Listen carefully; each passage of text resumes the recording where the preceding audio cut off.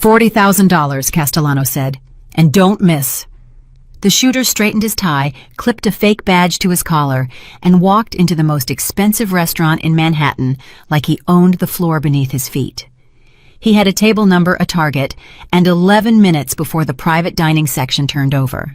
He had done this 4 times before. He had never missed. At that exact moment, a waitress named Claire Morgan was carrying 2 plates she could never afford to eat, moving through a room full of people who would never see her, heading straight toward the most dangerous booth in the building. She had no idea. He did. If this story hits you, subscribe to our channel and follow along until the very end. Drop a comment and tell me what city you're watching from. I want to see how far this story has traveled. The shift had already been 12 hours long before Claire Morgan even reached the private dining section. She knew the weight of a 12-hour shift, the way most people knew the weight of grief, not as a concept, but as something that lived in your body. In the small of her back, in the thin skin between her shoulder blades, in the soles of her feet that had stopped asking for rest somewhere around hour 8 and simply made peace with the pain. It was a Thursday night in October, and the rain outside was the kind that didn't come straight down. It came sideways. It came in waves. It wrapped around the corners of buildings on Franklin Street and pushed through the gaps in doorways like it had somewhere to be inside. Tribeca was always beautiful in this kind of weather. At least from the outside, the old warehouse facades turning dark with water, the cobblestones catching the reflection of restaurant windows glowing amber and gold. But Claire wasn't outside. She was in the weeds. That was the term they used in restaurant kitchens when the orders backed up and the timing fell apart and the rhythm of service fractured into controlled chaos. In the weeds. It always sounded too gentle to her. Something that grew in a garden. Something you could pull out by the root and leave behind. This wasn't that. Table 12 is asking about their halibut, said Danny, passing her at the service station without making eye contact, because making eye contact in the middle of a rush meant acknowledging that you were both drowning. Tell them 5 minutes, Claire said, tucking 2 dessert plates under her arm in a move she'd practiced 10,000 times, the kind of unconscious competence that looks effortless from the outside and feels like controlled falling from the inside. I already told them 5 minutes, Danny said. That was 7 minutes ago. Then tell them 2 more minutes. What if it's not 2 more minutes? Danny, she stopped. She looked at him. Tell them 2 more minutes. He disappeared. Claire moved through the dining room the way she always moved through it, with the particular invisibility of someone who had learned that the guests who paid $400 for dinner didn't want to see the machinery of their experience. They wanted to believe that the food materialized, that the wine refilled itself, that the carefully curated environment they were sitting inside simply existed fully formed, without the sweat and calculation of the people who built it around them every single night. She was good at disappearing, had been really her whole life. It wasn't self-pity that made her think it. It was just true. Growing up in Queens with a mother whose health had been uncertain since Claire was 14 had a way of teaching you that the best thing you could do in most situations was be useful without being noticed. Draw attention to yourself, and you drew attention to your need. Drew attention to your need, and people started calculating what it would cost them. Better to be invisible, better to be capable and quiet and available in all the ways that mattered without demanding anything in return. It had kept her mother housed. It had kept the lights on through the lean years. It had gotten her this job at Augusto's, which was the kind of Manhattan restaurant that required 3 months of references and a trial shift and a 15-minute interview with the floor manager, where he'd asked her with complete seriousness to describe her philosophy of hospitality. She'd said, "I believe the best service is the kind that makes guests feel like the most important person in the room without ever making them feel watched." She'd gotten the job. That was 3 years ago. And 3 years in, she still believed it. She just also believed at hour 12 of a Thursday shift that believing something and feeling it were 2 very different things. The call came from the floor manager, Renata, a small, precise woman from Sao Paulo who ran Augusto's front of house with the efficiency of a Swiss watch and the warmth of approximately 1 Swiss watch.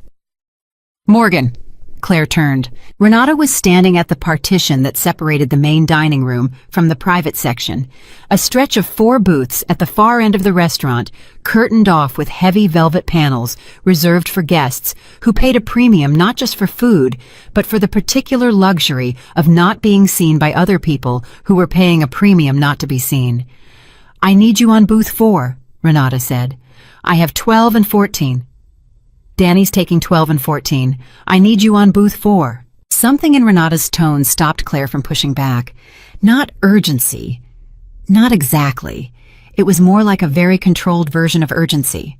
The version that meant the situation was already decided, and the only variable was whether Claire would make it complicated. "Okay," Claire said. "Who's in 4? Renata looked at her for a moment. Then she said quietly, "Victor Moretti." The name landed the way heavy things land, without drama, without fanfare, just wait. Claire had heard of Victor Moretti the way everyone in New York had heard of Victor Moretti, which was to say she knew the outline without knowing the details. Old money, new power, real estate and import-export, and consulting firms that somehow generated enormous revenue without ever being clearly explained. His name appeared in business sections occasionally, in crime sections, always with careful language, alleged, reported, understood to be associated with. He had a face that appeared in glossy magazines at charity events, a jaw that photographers seemed to love, eyes that even in photographs made you feel like he was the one who had decided to let himself be photographed and could just as easily have decided otherwise. He had a reputation. She didn't know the specifics. She knew enough. "What does he want?" she asked. "What do the people in booth 4 always want?" Renata said. "He wants to eat in peace and not be bothered and have everything be perfect and not feel like he's being managed." A pause. "Don't manage him. Just take care of him." "How many in the party?" "He's alone." That surprised her. She didn't say so. "Any dietary restrictions on file?" His assistant called ahead. "Nothing fried, nothing sweet, water still not sparkling. He'll order the rest himself." Renata straightened her jacket. "He's been here twice before. Both times he left a 40% tip and a card that said one word." "What word?" Renata almost smiled. "Adequate." Booth 4 was at the very end of the private section, set slightly apart from the other 3 booths, separated by a half wall of frosted glass that caught the light from above and scattered it in soft patterns across the velvet banquette. Someone had placed a single candle on the table, the kind of detail that was intentional and was supposed to look unintentional. Victor Moretti was already seated when Claire pushed through the curtain. She had a half-second before he looked up, and she used it the way she used every professional half-second, to take in as much information as possible without appearing to look. He was larger than photographs suggested, not in a way that was aggressive, but in the way that some people simply occupied more space than their dimensions technically required. He sat with a stillness that wasn't passive, it was deliberate. The kind of stillness that came from someone who had spent years learning to be watched and had decided that the best response to being watched was to give the watchers nothing. Dark suit, no tie. His hands were on the table, both of them, fingers relaxed, and he was looking at the menu with the focused attention of someone who was actually reading it rather than using it as a prop. He looked up. His eyes were gray, or dark brown. She couldn't quite tell in the candlelight, and she made a mental note not to think about it further because it was an irrelevant detail. "Good evening," she said. "I'm Claire. I'll be taking care of you tonight." "Just tonight," he said. It wasn't flirtatious. It was, and she processed this, instantly a test. A small one. The kind of thing someone said when they wanted to see how you handled unexpected deviation from the script. Whether you got flustered, whether you reached for the corporate language and hid behind it, whether you were actually present or just performing presence. "For as long as you need," she said, not missing a beat. "Can I start you with something to drink while you look over the menu? Or have you already decided?" Something shifted in his expression, barely perceptible. A slight release of something. "Water," he said. "Still. And give me a few more minutes."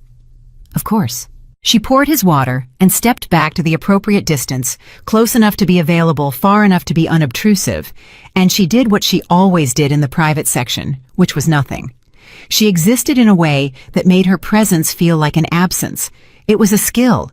She'd never figured out how to explain it to anyone who didn't already have it. He ordered after 4 minutes.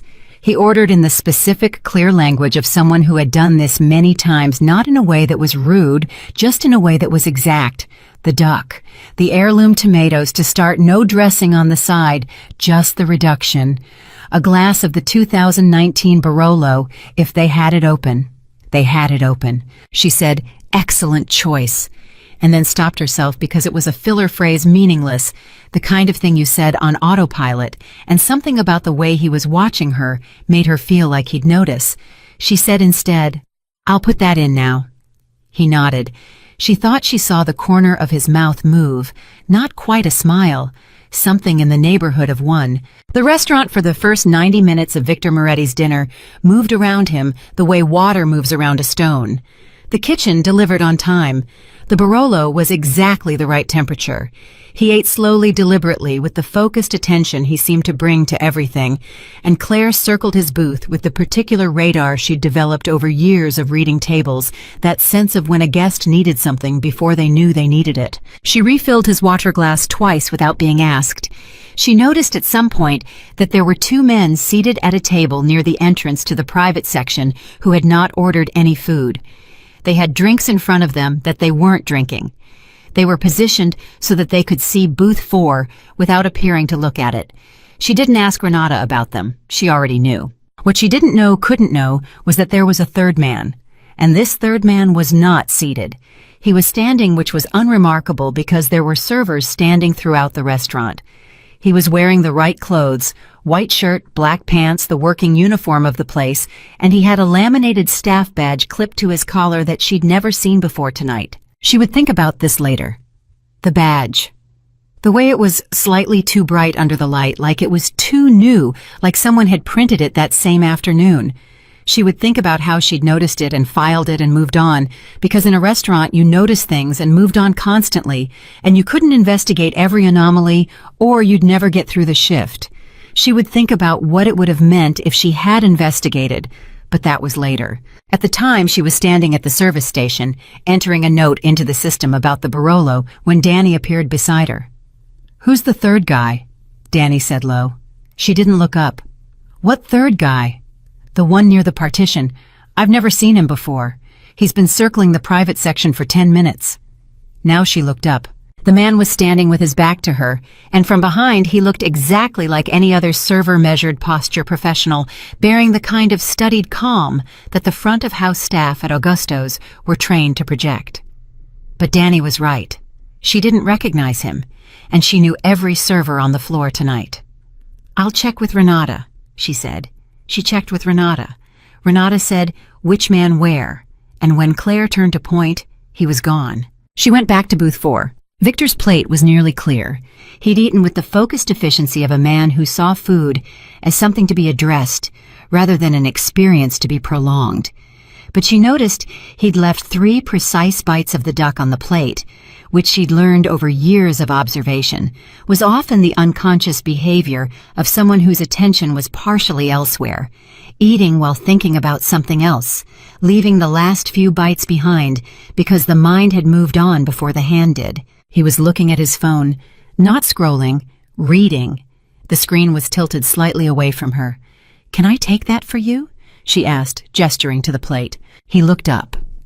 For a fraction of a second, and she noticed this later replaying it, he looked at her with something that wasn't quite his usual controlled assessment, something that was more like recognition, though they'd only just met. Like she was someone he'd been thinking about, not her specifically, but a person like her, and she'd arrived at the exact moment he was thinking it. "Yes," he said. "Thank you." She reached for the plate, and then she heard it. Later, for months, for years, in the middle of nights when she woke with her heart already racing, she would try to explain what she heard and why it stopped her. It wasn't loud. It was the opposite of loud. In a room full of conversation and soft music and the percussion of a functioning kitchen, it was the smallest possible sound, a faint metallic click, the kind of sound a door latch makes when it's been oiled, the kind of sound a pen makes when you click it. The kind of sound that should have been nothing, that was nothing to anyone else in the room, that she could not have consciously identified as dangerous. But her body knew. She did not think gun. She did not think danger. She did not think anything. Her nervous system made a decision that her brain had not yet caught up to, and what it decided was between. She moved. Not away, not back. Between. She threw herself across the booth, arms out, body dropping, covering Victor Moretti at exactly the angle that placed her torso between him and the direction the sound had come from, and the motion was so fast and so unexpected that her shoulder hit the edge of the table on the way down, and the water glass went over, and the candle skidded, and the entire private section shifted into a different register of reality. The shot was loud. Everything that had been quiet became loud at once. The gunshot punched through the ambient noise of the restaurant and tore it open, and in the 2 full seconds of stunned silence that followed, the silence of everyone realizing what the sound was, the glass panel of the half wall to the right of booth 4 exploded outward, showering the empty space where 2 seconds earlier no one had been standing. Then the screaming started. Victor Moretti's hands were on her shoulders, both of them. She felt the grip before she understood where she was, face down across the banquette, half over him, her left shoulder burning in a way that was spreading outward from a specific point, and she didn't want to think about what that meant. "Don't move," he said. His voice was completely level, not calm in the way of someone who wasn't afraid, but calm in the way of someone who had long since made peace with the fact that fear was a variable and could be set aside. "Don't move." "I'm not moving," she said. Her voice surprised her. It was also level. "There may be a second shooter." "Okay. I need you to stay down." "I'm already down." "Claire." Her name. He used her name. She didn't know when he'd memorized it. "I need you to listen to me. Can you hear me clearly?" She became aware that she was breathing very fast. She slowed it down by force of will. "Yes," she said. "I can hear you. We're going to move toward the floor, together, on 3. You stay in contact with me the whole time."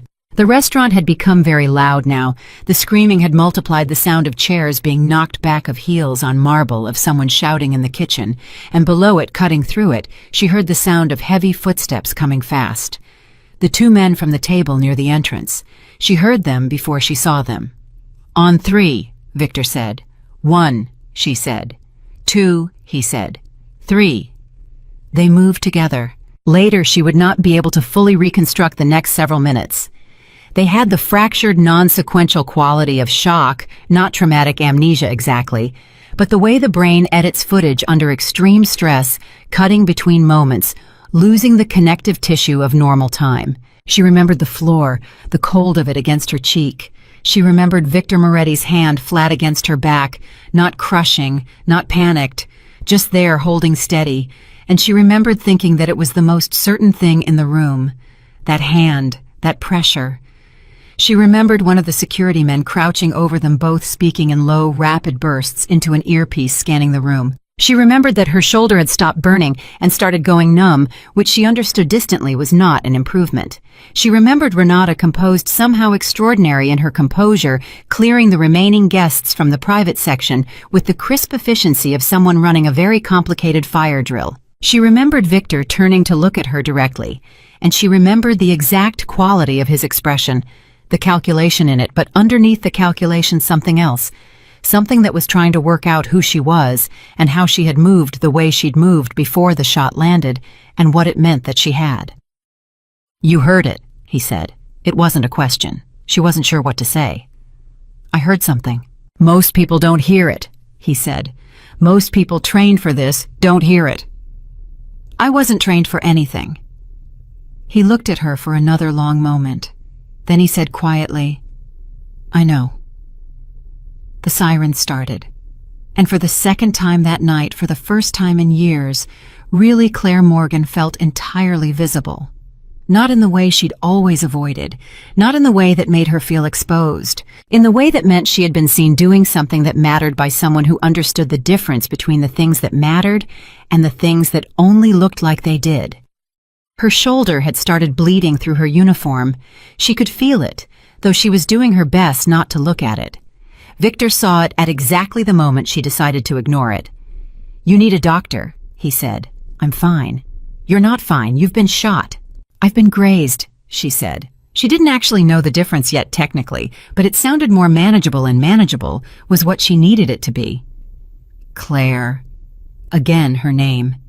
Again that odd quality of certainty, like he'd known her much longer than 45 minutes. "Thank you." She looked at him. His gray-brown eyes were level on hers, and she thought in the way that stray thoughts surface in extreme moments, unbidden and strange, that he was the kind of person who never said those two words lightly, that the word "thank you" had traveled a long distance to reach her, and she should receive it properly. "You're welcome," she said. And then the paramedics were there, and the police were there, and the ordinary world came flooding back in the most disorderly way imaginable, and for a long time after that, nothing would be ordinary again. The sirens were very loud now. She could hear them bouncing off the buildings outside, refracted by the sideways rain. Somewhere in the restaurant, someone was still crying. Somewhere closer, one of Victor's men was speaking in tight, controlled Italian she couldn't follow. And somewhere outside, already gone, already dissolving into the city, the way calculated violence always dissolved a man with a gun and a printed badge, and $40,000 of someone's money was running. He had missed. He would not be the last one to try. But on this night, in the ruins of a perfect dining room, a waitress who had spent her whole life learning to be invisible had become the most visible person in New York, and the most dangerous. Because the man who had hired the shooter was watching the news already, and he had seen her face. The hospital room smelled like antiseptic and recycled air, and Claire had been awake for 6 hours before anyone told her the truth. The first 4 of those hours were administrative. Forms, questions. A nurse who kept calling her Han in a way that was meant to be comforting and was instead deeply unsettling. A doctor who said the word laceration 3 times in the same sentence and then seemed surprised that she'd understood all 3. The bullet had not entered her body. It had carved a path along the outer edge of her left shoulder, 3 inches of raw tissue, 12 stitches, a bandage that felt like it weighed more than the arm attached to it. "You're lucky," the doctor said. "I've heard that," Claire said. What she didn't say was that luck felt like an incomplete explanation for what had happened. Luck was passive. Luck was what happened to you. What she had done in that booth, whatever it was, had not felt passive. It had felt like something older than thought, like a reflex she didn't know she had until it fired. Her phone had been ringing since 4 in the morning. She'd turned it face down by hour 2.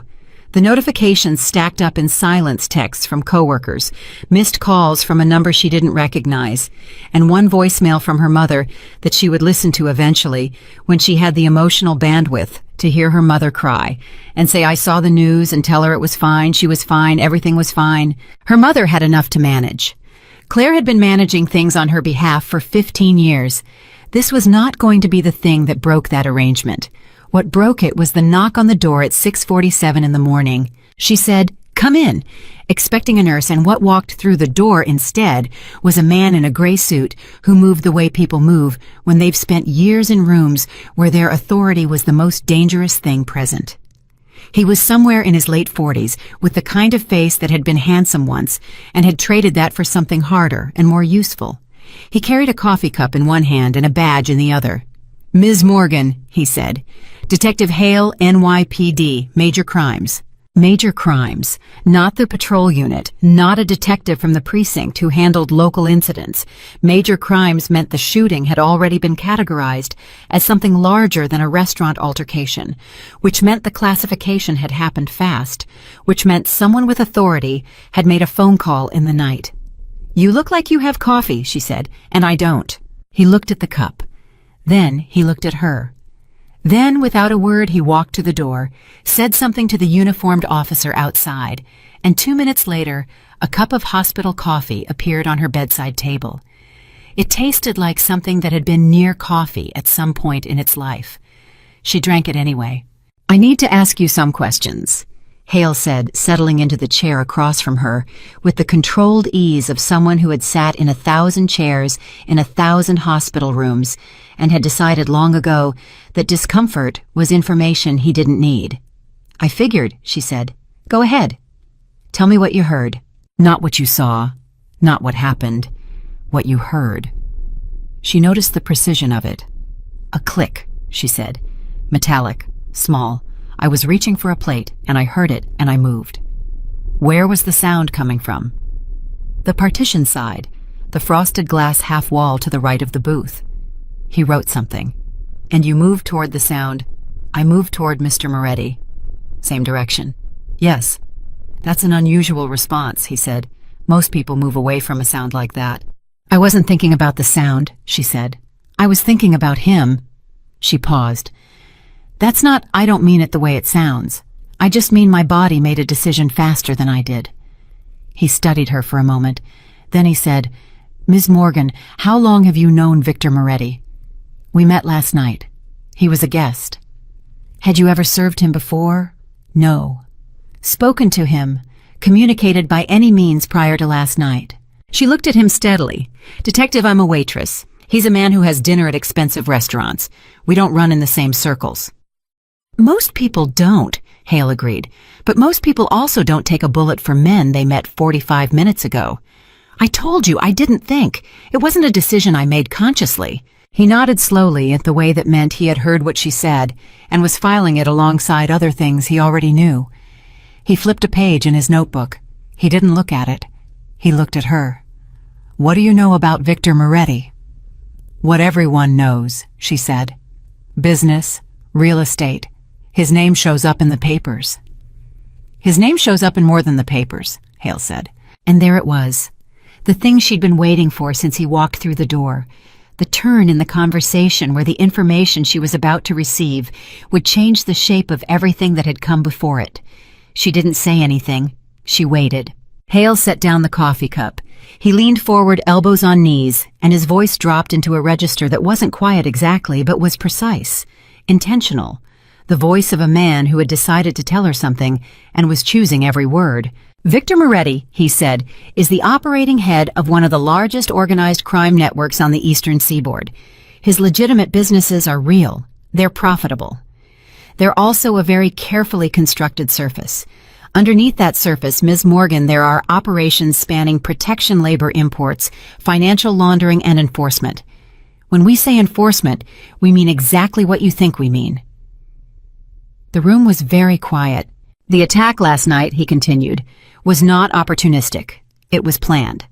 We believe it was planned over a period of at least 3 weeks, which means whoever gave the order had intelligence on Mr. Moretti's schedule, his regular locations, and last night specifically, his booking at Augusto's. That kind of intelligence doesn't come from outside. It comes from inside. She processed this in layers. Someone in his organization told them where he'd be. That's our working theory. And the shooter? In the wind. We have partial footage from outside the restaurant. We have the badge he used printed fake good enough for a busy service entrance in bad weather. We have a table he sat at for 20 minutes and wiped clean before he moved into position. A pause. We have very little, Miss Morgan. What we have most clearly is you. She sat with that. What does that mean? It means, Hale said, that the shooter missed his primary target. And the reason the shooter missed his primary target is because you moved in a way that obscured the angle at the last possible second, which means Victor Moretti is alive because of what you did. He paused. It also means that the people who hired that shooter now have your face on every news broadcast in the city, your name, your story. His eyes were level on hers, and what she saw in them was not cruelty. It was the particular compassion of someone delivering information they know is going to cause damage. By saving his life, Ms. Morgan, you've put yourself in a position that may require us to consider your safety. The word safety landed differently than she expected, not as reassurance, as a category, as a thing that was now uncertain where before it had simply been assumed. Are you telling me I'm in danger? She said. I'm telling you the people who ordered a hit on the most protected man in Manhattan did not achieve their goal, Hale said. People like that tend to revisit their goals. The silence stretched. Then Claire said, I need to call my mother. Hale said, Yes, you should. He stood, buttoned his jacket, picked up his coffee. He was almost at the door when she said, Detective. He stopped. The men at the table near the entrance to the private section, the two who weren't drinking, Were they his? Hale turned back. He looked at her for a moment with an expression she couldn't entirely read. Yes, he said. They moved after the shot, not before. I know. But I moved before. Yes, he said. You did. And in his voice was something that sounded almost like wonder. Not the sentimental kind. The kind that comes from a person who has spent 20 years studying human behavior under extreme conditions and has just witnessed something that doesn't fit the model. Get some rest, Ms. Morgan. Someone will be outside your door. He left. She sat in the recycled air with the bad coffee and the 12 stitches and the weight of what he'd told her pressing down on her chest like a second body. And she thought about her mother, and she thought about her shift tomorrow, which she would not be working. And she thought about the very particular silence that happens in a restaurant right after a gunshot before the screaming starts. The way sound leaves the room for one full breath. And she thought about Victor Moretti's hand on her back, the steadiness of it, the certainty. She reached for her phone. She turned it face up. 47 missed calls, 23 text messages, and a news alert from a New York Times notification that read, Hero Waitress shields crime-linked businessman from assassination attempt in Tribeca restaurant. She read it twice. Crime-linked. That was the careful language, the language the papers used when they knew something and couldn't print all of it. She thought about what Hale had said. Organized crime, Eastern Seaboard, enforcement. She thought about how Victor Moretti had said with complete steadiness while they were both on the floor and the room was falling apart, "Don't move." She thought about how she had said, "I'm already down." And she thought for the first time, but not the last, that there was something in him that she had recognized in that moment. Not the danger, not the power. Something underneath both of those things. Something that felt even now in retrospect like a person who had gotten very good at holding everything together and was very tired of it. She recognized that because it was also what she was. Her phone rang. Unknown number. She stared at it for 3 rings. Then she answered. Ms. Morgan. The voice was male-controlled with an accent she couldn't immediately place. Northern Italian, she thought, without knowing why she thought it. My name is Marco Romano. I work for Mr. Moretti. He asked me to call and inquire about your condition. She said, I have 12 stitches and bad coffee. A pause. Then, he said to tell you the Barolo was excellent. Despite everything, she almost laughed. Tell him I'll pass the compliment to the sommelier. He would also like you to know, Marco continued, and the controlled quality of his voice shifted almost imperceptibly, like a current changing direction beneath a still surface, that he considers himself personally responsible for what happened to you. He would like the opportunity to address that responsibility directly when you're feeling well enough. She thought about saying no. She constructed the sentence in her mind. Thank Mr. Moretti for the call, but I think it's best if we don't. She built it word by word, and then she thought about 47 missed calls, and a news alert, and a detective from Major Crimes who had said the word safety, as though it were a variable that could go either way. I'll think about it, she said. Of course. Another pause. Ms. Morgan, for what it's worth, and I have worked for Mr. Moretti for 11 years, and I have seen a great many things in that time, what you did last night was extraordinary. Not just brave, extraordinary. She didn't know how to respond to that. She said, Goodbye, Mr. Romano. She ended the call. Outside her window, the rain from the night before had stopped, and the city was doing what it always did, moving, pushing, rebuilding itself minute by minute into the only version of itself it knew how to be. Cabs, voices, the distant percussion of construction that never fully stopped. She thought I had a life yesterday. It was not a great life. It was not an easy life, but it was mine, and I understood all of it, and I knew where every piece was. She thought, I don't know where any of the pieces are anymore. She thought I need to call my mother. She called her mother. Her mother answered on the first ring, which meant she had been sitting with the phone in her hand, which meant she had been doing that since the news broke, which meant she had spent the night awake and afraid in the apartment in Woodside, that Claire paid most of the rent on watching the news coverage loop. Watching her daughter's blurred image on the restaurant's security footage, watching the headline crawl beneath it. Baby, her mother said. Just that. Just the word. And Claire, who had been level and measured through the doctor and the detective, and the controlled Italian voice on the phone, felt something in her chest fold over. "I'm okay, Mom," she said. "I have some stitches. I'm okay. I saw the news. I'm okay. They said there was a gun. I'm okay, Mom. I promise. I'm sitting in a hospital bed drinking terrible coffee, and I'm completely okay." A long silence. Then her mother's voice came back smaller. "What happened?" "Someone fired a gun in the restaurant," Claire said. "I moved. I'm fine." "You moved toward it." She didn't answer. "Claire." Her mother's voice now had an edge. She recognized the edge that appeared when her mother was done being afraid and had moved into something else, something harder and quieter. "I raised you to be careful. I raised you to look out for yourself. What were you thinking?" "I wasn't thinking," Claire said. "That's the honest answer. I wasn't thinking at all." Another silence. Then her mother said quietly, "You've been taking care of people your whole life. Since you were 14 years old, you've been taking care of me, and before that you were taking care of your brother, and before that, Mom. I'm saying that's what you do. That's the first thing you reach for. Someone's in trouble, you go toward it. Mom." I know. The breath on the other end of the line was unsteady. "I don't know how to be grateful and terrified at the same time."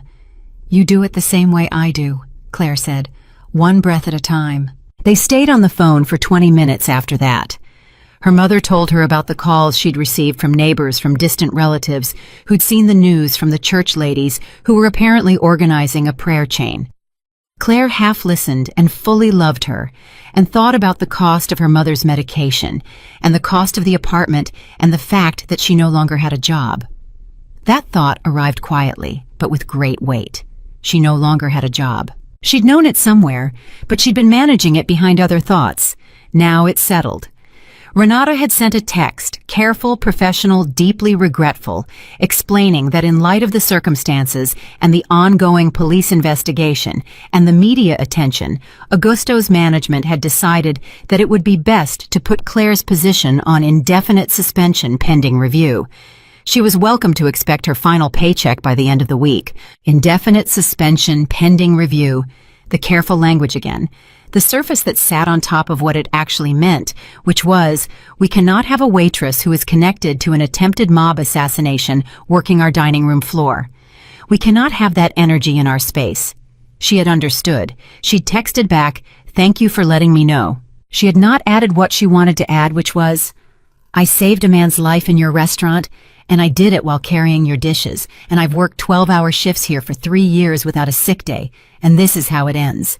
She hadn't added that, because Renata was just doing her job, because the restaurant was just protecting itself, because everyone was just being reasonable, and reasonable was what you were when you needed to survive. The doctor came in at 10 and told her she could leave by noon if her blood pressure stayed stable. She said it would. He said he'd check back. He left. At 10:23, Hale came back. He didn't knock this time. He opened the door and stood in the frame, and the expression on his face was different from the one he'd left with. Controlled still, but tighter. Something had happened in the hours since their conversation, and it had recalibrated something in him. "What is it?" she said. "We found the shooter's badge supplier," he said. "Someone who makes documents. We pulled his client list." He stepped into the room, closed the door. "The order for the shooter's badge was placed 3 days ago. Standard lead time. The client paid in cash, used a name we're running down, picked it up in person. And the pickup address," Hale said, "was a block and a half from your apartment." The room was very still. "That could be coincidence?" she said. Her voice was steady. She was proud of it. "It could be," Hale said. "But when I factor it against a separate piece of information we received this morning, which is that someone made inquiries about your home address through a data broker service in the early hours of this morning, within 4 hours of the attack, it starts to feel like less of a coincidence." Her address. Someone had looked up her address. "You need to not go home," Hale said. "At least not yet. Not until we understand the scope of what we're dealing with. Where am I supposed to go?" The question came out smaller than she intended. "That," Hale said, "is actually something I wanted to discuss with you."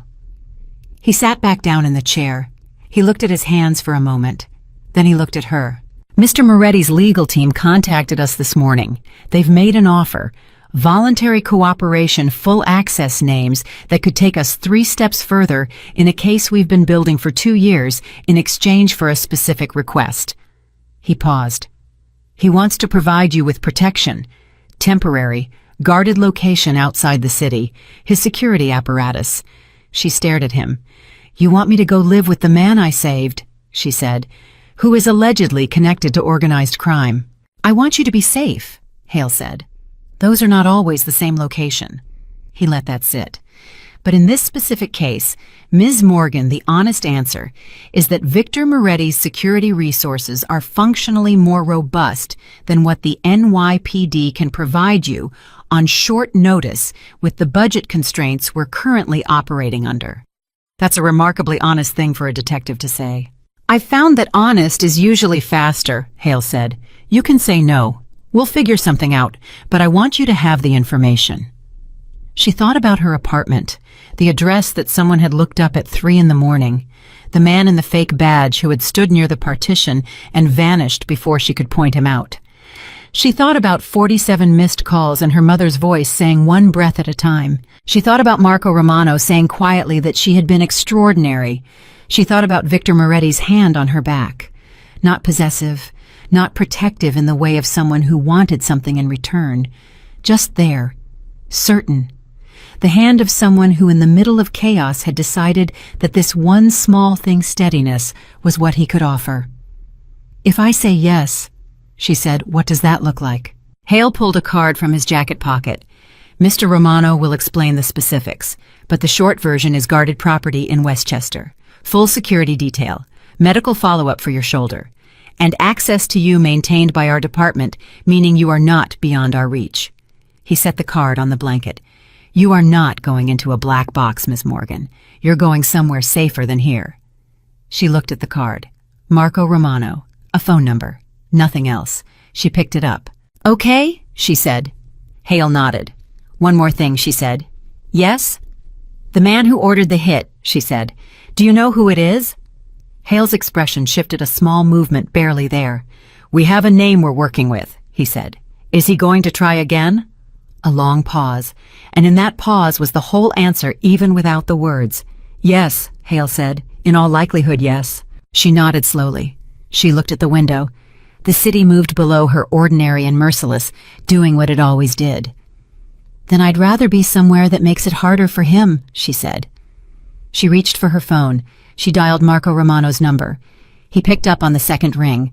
She said, tell Mr. Moretti I accept. And 3 miles away, in a building in Midtown, whose top 3 floors were occupied by Victor Moretti's private offices, a man put down the phone and looked at the window for a long moment. His jaw was set. His eyes were the gray-brown of a sky deciding whether to storm. Marco stood in the doorway and said, she said yes. Victor didn't turn immediately. When he did, his expression was not relief exactly. It was the expression of a man who had been carrying a specific weight since 4 a.m. and had just been told where to set it down. Make sure she has everything she needs, he said, already arranged. Her mother's address. Make sure someone's watching it. Marco paused. You think they'd go after her mother? I think, Victor said, that the kind of person who puts a shooter in a restaurant goes after everything they can reach. His voice was quiet, measured. Make sure they can't reach her mother. Marco left.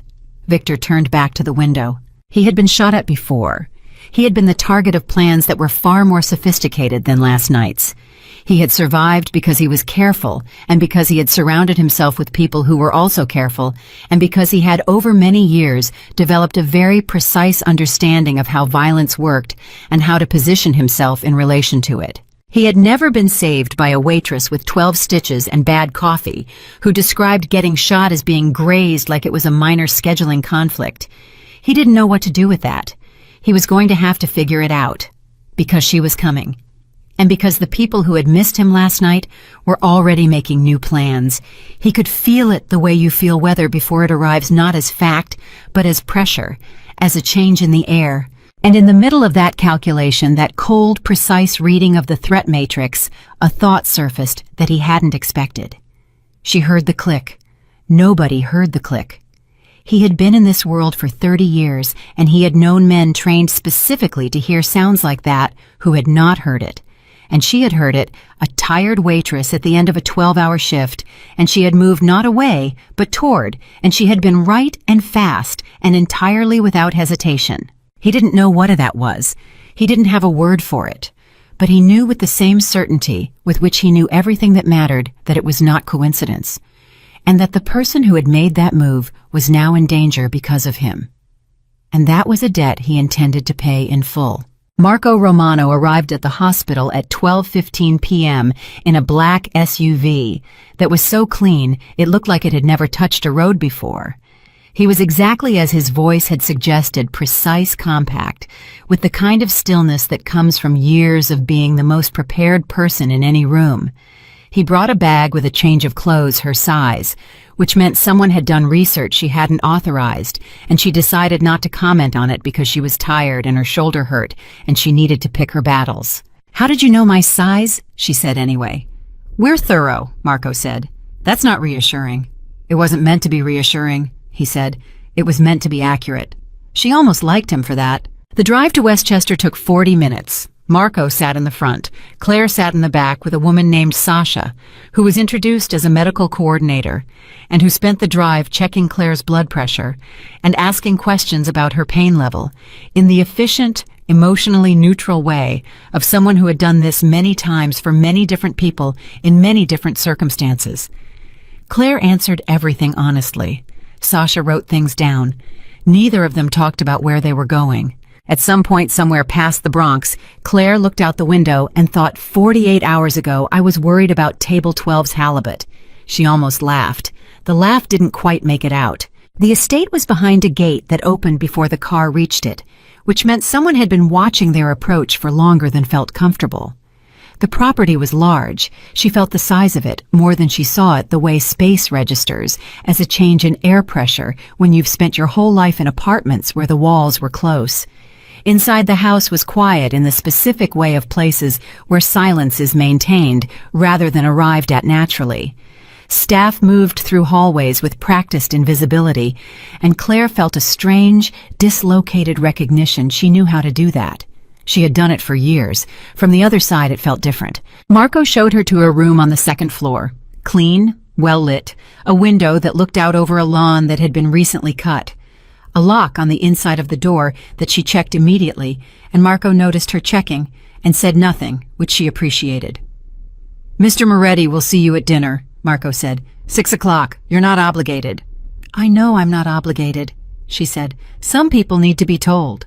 "I'm not some people." He studied her for a moment. Then he said, "No, I'm beginning to understand that." He moved toward the door. "Sasha will be back at 3 to check your dressing. There's a phone on the nightstand direct line to the security desk if you need anything. The grounds are accessible, but stay within the east fence. We'll be reconfiguring the west perimeter today." "Reconfiguring," she said. "Is that a technical term?" "It's a polite term," he said. He left. She sat on the edge of the bed. She looked at her hands. They were steady, which surprised her. Everything else felt like it was moving very fast, like the world had shifted to a different frame rate overnight, and she was still adjusting. But her hands were steady. She took that as information. At 3 o'clock, Sasha changed her dressing. The wound looked worse in daylight than it had felt in the dark, an angry red line along her shoulder that would scar Sasha, told her, matter-of-factly, but would heal cleanly if she kept it dry and didn't strain the left arm. Claire said she understood.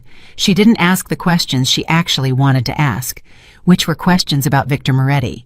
What Sasha knew about him, how long she'd worked here, whether she thought this place was safe. She didn't ask because she knew the answers would be shaped by employment, and she needed information that wasn't shaped by anything. At 5:45, she went downstairs. Victor was already in the dining room, standing at the window with his back to her jacket off, sleeves rolled to the elbow, a glass of water in one hand. He was looking at something outside, not the lawn, she thought. Something past it. Something the lawn was just in front of. He heard her come in. He turned. "You came," he said.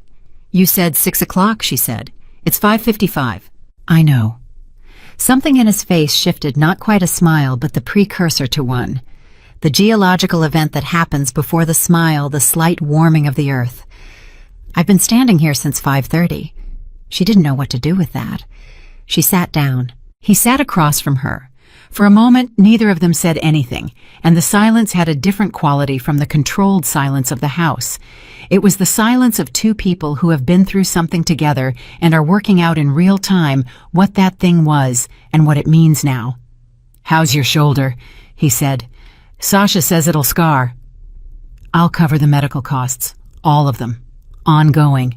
It's not negotiable," he said. "Not hard, just final, the way he said most things. You were injured in a situation that was mine. The responsibility is mine."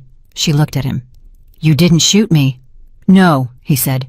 "Someone shot you because of me. That's not a distinction I recognize." She sat with that. There was something in the way he said it, not guilty, not self-flagellating, just precise. He had assessed the causality and assigned the liability and was dealing with it. It was the most honest thing anyone had said to her since this started. "Okay," she said. "Thank you." He nodded once. Food appeared brought in by staff who moved with the same practiced invisibility she'd spent years practicing herself, and she noticed now how strange it felt to be on the receiving end of it, to be the person being taken care of rather than the person doing the taking care. They ate for a few minutes in silence. Then she said, "Detective Hale told me about your business." Victor set down his fork. He didn't look surprised. He looked like a man who had been waiting for a door to open and was now deciding how far to let it. "What did he tell you?" he said. "Enough," she said. "Organized crime, Eastern Seaboard, the legitimate businesses as surface." She met his eyes. He was fairly thorough. "Hale usually is," Victor said. "Is it true?" A pause. Not evasive, she could tell the difference between a pause that was buying time and a pause that was choosing honesty. This was the second kind. "The legitimate businesses are real," he said. "They generate real revenue. They employ real people." He picked up his glass. "The other part is also true." She had known it was. Hearing him confirm it still landed differently than she expected. Not shock, she was past shock. Something more complicated. The feeling of standing in a place you can see clearly and still not being sure whether to move forward or back. "Does that change your assessment of last night?" he said. "My assessment of last night," she said slowly, "is that I heard a sound and I moved. I didn't know who you were when I moved. I didn't know any of this." A pause. "So no, it doesn't change that." He was quiet for a moment. Then, "Why did you come here? You could have said no to Marco." "Hale told me someone looked up my home address 4 hours after the shooting." "Yes. He also told me your security resources are more robust than what the NYPD can currently provide." She looked at him directly. "That's a very specific thing for a detective to say." "Hale and I have an understanding," Victor said. "It's complicated. Most things in your world seem to be complicated. Most things in any world are complicated," he said. "People just prefer not to see it." She thought about that. She thought about her mother's apartment in Woodside and the cost of the medication and the 12-hour shifts and all the ways she'd made things look simpler than they were by absorbing the complexity herself quietly without telling anyone. She understood what he meant. She understood it in a way that surprised her. "My mother's alone," she said, "in Queens. There are 2 of my people outside her building," he said. "Have been since this morning." She stopped. "Without asking me." "Without asking you," he confirmed. "I'm sorry for that. I should have called. I made a unilateral decision because the timeline felt urgent." He held her gaze. "If you want them pulled, I'll make the call right now." She thought about her mother sitting in the apartment with the phone in her hand. She thought about someone looking up addresses at 3 in the morning. "Leave them," she said. He nodded. They finished dinner. The silence between them had shifted again. It was more settled now, less like 2 people figuring out a language, and more like 2 people who had found unexpectedly that they already shared one. At the end of the meal, as the staff cleared the table, Victor said, "I owe you something. I don't know how to give you." She looked up. "My life," he said, simply, without drama. "You gave it back to me. I've been thinking about what that means since 4 in the morning, and I don't have a satisfactory answer." "You don't need to have an answer," she said. "I know," he said. "I'm not comfortable with that." She almost smiled. "I noticed." A silence. Then he said, "Stay. For as long as you need, until this is resolved. After that—" He stopped. "After that, whatever you need, a job, a different apartment, your mother's medical costs in full, whatever." "I'm not for sale," she said immediately. "I know that," he said, and the way he said it, flat, certain, not defensive, told her he actually did know it. "I'm not buying anything. I'm trying to discharge a debt in a world where I don't have many legitimate means of doing that." She looked at him for a long moment, at the gray-brown eyes and the jaw and the stillness. And underneath the stillness, the things she'd sensed in the restaurant, and sensed again, now the exhaustion of someone who had been holding everything together for a very long time and was starting to feel the weight of it. "We'll figure it out," she said. He nodded, and for the first time he looked just slightly less like a man managing everything. She went upstairs at 9 o'clock. She called her mother. Her mother was fine. She'd met one of Victor's men, briefly hadn't known who he was, thought he was a new neighbor, had offered him cookies, which he had apparently accepted. Claire said, "Of course he did." Her mother said, "He was very polite." Claire said, "I'm glad." They talked for 30 minutes about nothing important. It was the best 30 minutes of the last 2 days. She fell asleep before 10 and slept without dreaming, which was its own kind of mercy. Day 2 at the estate was quieter. She moved through it carefully, learning the rhythms of the place. The shift changes of the security staff, the hours when the house was most and least active, the specific geography of where she was allowed to move and where she wasn't. She was not a prisoner. She knew the difference. But she was also not free in the way she was used to, and the gap between those two things was where most of the discomfort lived. She found a small library on the ground floor, sat in it for 2 hours, read the same page 4 times, gave up and sat looking at the ceiling instead. At 2 in the afternoon, Marco found her there. He came in without knocking, which she'd already identified as a habit rather than rudeness. Marco Romano was a man who knocked when he expected a closed conversation and walked in when he expected information to be exchanged. This was information. "We have a situation," he said. She sat up. "What kind?" He sat down across from her. He was carrying a tablet which he set on the table between them without showing her the screen yet. "Last night, between 11 p.m. and 2 a.m., we identified 3 separate surveillance attempts on this property. 2 vehicles, 1 drone, all have been dealt with." He paused. "What concerns us is not the attempts themselves. What concerns us is that the vectors they used suggest knowledge of our external perimeter configuration that should not be available to anyone outside this organization." She heard what he wasn't saying. "There's a leak." "We believe so," he said. "Yes. Someone inside told them where you were." A beat. "And now that I'm here, someone inside knows I'm here." "Yes." She looked at him steadily. "How many people know I'm at this property?" "As of yesterday, 14. "And you trust all 14? Marco's jaw tightened fractionally. "As of yesterday, yes. As of this morning, we are reassessing." "Who's doing the reassessing?" "Mr. Moretti." "Personally." "Personally." She thought about what that meant. Victor going through a list of 14 people who worked for him, who had built their livelihoods around him, who he had trusted with the information of where he was, and now where she was, and running each of them through a filter that could only have one of 2 outcomes. "That's not a good day to be having," she said. "No," Marco said. "It is not. Does he know who it is yet?" "He has a working theory." Marco paused again. "Ms. Morgan, I'm telling you this because you have a right to understand your situation. But I'm also telling you because Mr. Moretti asked me to tell you. He didn't want you hearing activity in the house today and filling in the blanks yourself." She looked at him. "He thought I'd figure it out." He said, and I'm quoting directly, "She'll know something's wrong within the first hour. Tell her the truth before she starts working with incomplete information." She sat with that for a moment. The particular feeling of being accurately predicted by someone you'd known for less than 72 hours. It wasn't comfortable. It was also she couldn't quite help it something close to flattering. "Tell him I appreciate the honesty," she said. "He'll be glad to hear it," Marco said. Then, "Stay in the East Wing today. There will be movement in other parts of the house that I'd prefer you not to be adjacent to." Movement, she said. Conversations, Marco said. Some of which may become elevated. She understood. Okay. He stood. He picked up the tablet. He was at the door when she said Marco. He stopped. If it comes down to it, she said, and someone has to make a hard choice about the person who leaked, I want you to know I'm not going to be in this building pretending I don't know what that choice looks like. Marco looked at her for a long moment.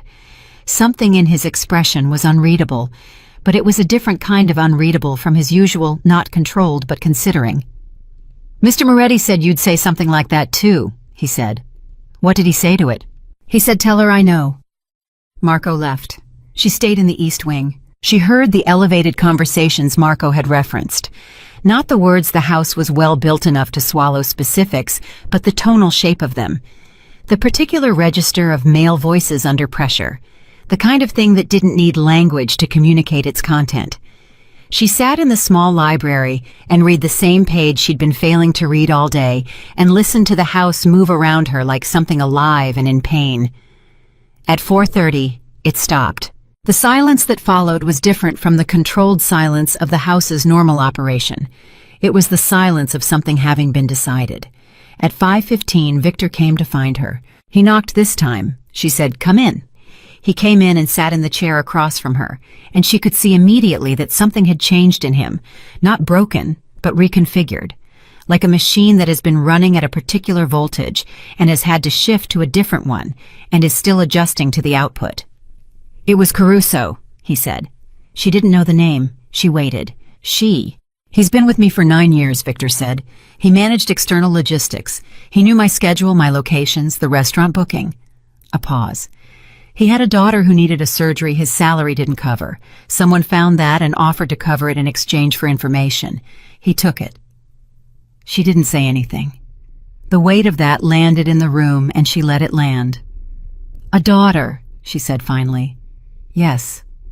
And the surgery. Already paid for, Victor said. Whoever hired him paid immediately before he delivered anything so he couldn't back out. His voice was level. But underneath it, she heard it now, the thing that she'd started to hear in the restaurant and had been hearing more clearly ever since the weariness. It's a very efficient leverage point. Someone with a child who needs something. You offer the thing. You pay first. And then the man is trapped because the thing has already been done and he can't undo it. That's a sophisticated operation, she said. The Castellano network, Victor said. They've been building towards something for 2 years. This is the opening move. She absorbed that. Castellano, a name she would come to know very well. What happens to Caruso? Victor looked at her, really looked at her. The question had landed somewhere specific in him, she could tell. I haven't decided, he said. What are your options? In my world, he said, the traditional options are limited. In my world, she said carefully, when someone does something wrong because they were backed into a corner by circumstances they didn't create and then exploited by someone who knew exactly what they were doing, we call that a complicated situation. And what do you do with complicated situations in your world?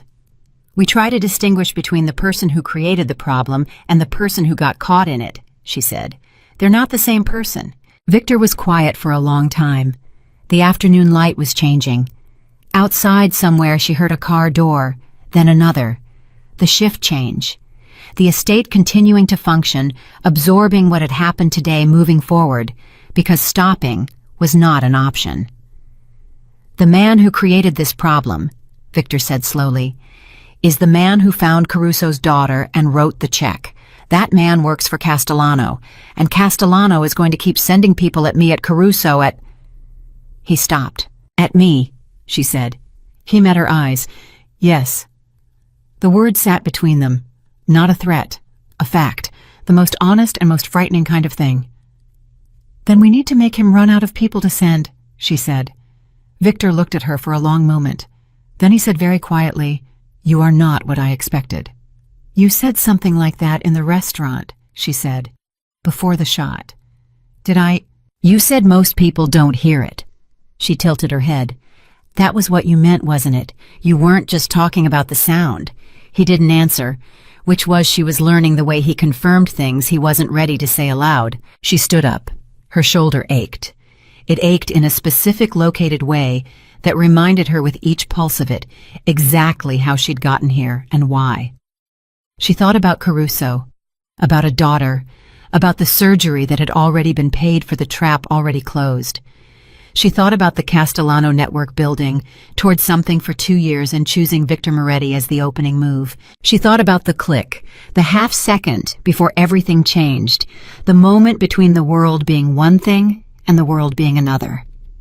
"What are you going to do with Caruso?" she said again. Victor stood. He was very close now, not close in the way of intention, but close in the way of a room that had gotten smaller during a conversation. He looked at her with the expression she was starting to learn, the one that wasn't quite anything. She had a name for the one that was too precise to be called gentleness and too warm to be called calculation. "I'm going to send him somewhere," he said, "with enough money to cover the rest of whatever his daughter needs, and I'm going to tell him that the next conversation we have will be the last one." She breathed. "That's more mercy than most people in your world would offer." "You think it's mercy," he said. "The people in my world will think it's weakness." "Is it?" He looked at her for a long, still moment, and in that moment she thought she saw beneath the suit, beneath the stillness, beneath the 30 years of building something that looked like power from the outside, and felt she was beginning to understand. Like a very sophisticated cage from the inside, she saw a man who was genuinely asking himself the same question. "I don't know," he said. And that answer, more than anything else he'd said, was the most honest thing she'd heard from him. "Neither do I," she said. "But I think it matters that you're asking." He looked away. He looked back. Then he said, 6 o'clock, dinner, if you're not tired of eating across from me." She said, "I'll be there at 5:55. He almost smiled. Not almost. He smiled. A real one, brief, unguarded, like something that had escaped before he could contain it. It changed his face entirely and was gone again in under a second.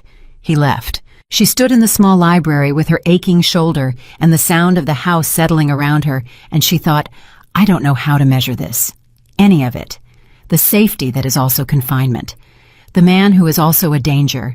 The kindness that coexists without apparent contradiction with the thing he has built his entire life on top of." She thought, "I've been invisible my whole life, taking care of things, moving in the background. And now I'm here fully visible, fully seen in the most complicated place I've ever stood, and I don't know whether to be afraid or something else entirely." She thought. One breath at a time, she picked up her book. She read the same page again. This time, finally, the words made sense. Outside the window, the second shift of security personnel were moving into position. 2 of them passed close to the house, talking in low voices that she couldn't hear clearly. One of them laughed at something, the other one shushed him. And then they were past, and the grounds were quiet, and the day moved toward 6 o'clock with the steady indifference of all days everywhere moving forward, because that was the only direction available. Somewhere in the city, in an office that Hale was already building a file on a man named Castellano, looked at a report that told him the first attempt had failed, that Caruso had been neutralized without the intended result, that Claire Morgan was now inside Victor Moretti's protection, rather than exposed in a Queen's apartment where a second approach would have been straightforward. He read the report twice. He set it down. He looked at the man across from him. "How attached?" he said slowly. "Do you think Moretti is to the waitress?" The man across from him said, "It's been 3 days." "That's not what I asked," Castellano said. A silence. "Attached enough," the man said, "to have people outside her mother's building." Castellano nodded. He picked up a pen. He set it down. He looked at the window. "Then we have a new leverage point," he said. Claire heard it through the wall. Not the words, just the tone. Victor's voice, which she had come to read the way you read, weather had a particular quality at 2:17 a.m. that she had never heard from it before. Not loud. The opposite of loud. The kind of quiet that is actually a very controlled form of violent. She was awake before the call ended. She didn't know why. Her body had developed over the past 6 days at the estate a sensitivity to the house's rhythms that she hadn't consciously cultivated, the way people who live near the ocean stop hearing the waves and start hearing when the waves change. She heard the quality of the silence after Victor stopped talking. She heard footsteps in the hall, Marco's she could identify them now, the specific weight and pace of them. She heard a door, then another. She got up. She was in the hallway before she'd made a conscious decision to be there, and Marco nearly walked into her. He stopped. He looked at her with an expression that mixed surprise with something that was almost resignation, like a man who has been told something would happen and has just watched it happen. "Ms. Morgan." "What happened?" she said. He looked at her for 1 second, then, "Get dressed. Come downstairs." She was dressed in 4 minutes. Downstairs in 5. Victor was in the study, a room she'd been in twice before, once when he'd shown it to her deliberately, and once when she'd found it by accident, and he hadn't asked her to leave. He was standing with his back to the door phone in his hand, the kind of stillness that meant the stillness was doing a lot of work. "Victor." She used his name. It came out naturally, without the hesitation she expected. They'd been past first names for 4 days, though she couldn't identify the exact moment it had shifted. He turned. His face told her before his words did. Not fear, she had already come to understand that fear was not a category he accessed easily, but something adjacent to it, something that lived in the same neighborhood as fear, and was in many ways worse because it was specific. "They went to your mother's building," he said. The floor did something, not literally, but her body registered the words as physical impact, and she felt herself go very still in the way that is the opposite of calm, the stillness of a system under sudden and massive load. "Is she?" "She's fine," he said immediately. The 2 words hit her like a hand on a shoulder. "She's fine. My men intercepted the approach before it reached the building. Your mother was never in direct danger." He paused. "But it was close. Close enough that I've had her moved." "Moved where?" "Somewhere safer. She was told there was a gas leak in her building. She's in a hotel. She thinks it's temporary. She's comfortable." His voice was completely controlled. "I'm sorry for not consulting you. The timeline—" "Stop apologizing for the timeline," Claire said. Her voice was steadier than she had any right to expect. "Is she actually okay? She has a cardiac history. If someone scared her—" "My people are with her. They have her medical file. I had it pulled yesterday as a precaution. She is medically stable and annoyed about the gas leak." Despite everything, despite the 2:17 a.m. call, and the floor doing its thing, and the specific terror that had moved through her body like cold water, she felt something release slightly at that. Her mother being annoyed was her mother being fine. Her mother being afraid was the thing she couldn't have managed. "A gas leak," she said. It seemed like the most plausible explanation for being asked to leave an apartment at midnight without causing panic. "She's going to figure it out," Claire said. She's not a woman who stays fooled for long." "I know," Victor said, and then quietly, "She sounds like someone else I've recently met." She looked at him. He held her gaze. Between them, the thing that had been building since day 1 of the estate, since dinner at 5:55, since the library, and the conversation about Caruso, and the smile that had escaped before he could contain it, that thing was very present right now, and neither of them addressed it directly because they were both people who understood that some things get damaged by being named too soon. "Tell me about the approach," she said. "Who did they send?" Marco from the doorway said, "2 men. Armed. They watched the building from a car for approximately 40 minutes before moving. Our team moved first." "How did Castellano know about my mother?" Marco and Victor exchanged a look. The half-second of it told her the answer before either of them spoke. "The news coverage," Victor said. "The initial stories, the hero-waitress narrative. Several of them mentioned your background. Queens, your family." She thought about this. She thought about the news alerts on her phone. She thought about the way information, once it enters the public stream, becomes infrastructure that anyone can use. She thought about the reporter who had described her as a single daughter caring for an ailing mother in Queens, and had probably thought it was a sympathetic detail, and had not thought about what else it was. "Castellano read the papers," she said flatly. "Castellano reads everything," Victor said. "That's how he operates. He identifies pressure points through publicly available information. He's been doing it for 15 years, and he's very good at it." "And my mother," Claire said, "is a pressure point." "Yes." She sat down. She hadn't planned to sit down, but her legs made the decision, and she was in the chair before her pride could object. Her shoulder was throbbing.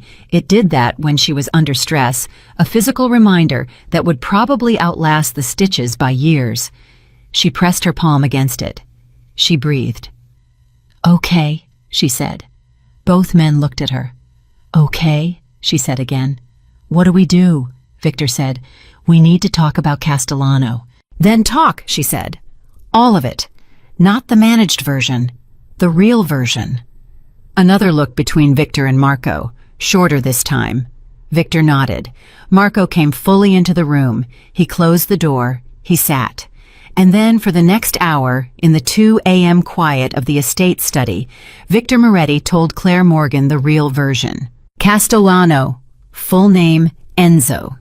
Castellano had built his operation over 23 years from a Brooklyn base that had expanded steadily through legitimate and illegitimate means in parallel, a strategy that Victor himself recognized because it was a version of his own.